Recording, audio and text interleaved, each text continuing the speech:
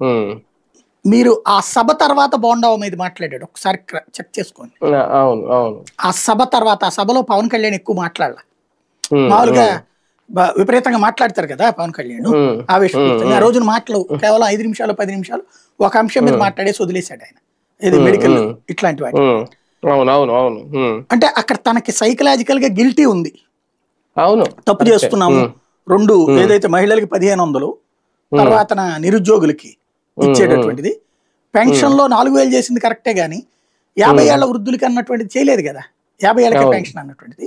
ఉమ్, ఈ ఉమ్, మూడు లేదు, అసలు దాని ప్రస్తావనే లేకుండా సక్సెస్ సక్సెస్ సక్సెస్ అని 100 సార్లు మాట్లాడితే అయిపోతుంది అనుకుంటే, ఉమ్, సైకలాజికల్ గా ఈయన కొత్తవాడు కదా రాజకీయం. ఉమ్, అంటే ఉమ్, కొంత ఈ పాలిటిక్స్ లో ఉండేటటువంటి డ్రమటైజేషన్ చేతకాల పవన్ ఉమ్, కళ్యాణ్ ఉమ్, కొంత అది ఉండి ఎక్కువ మాట్లాడినట్లేడు.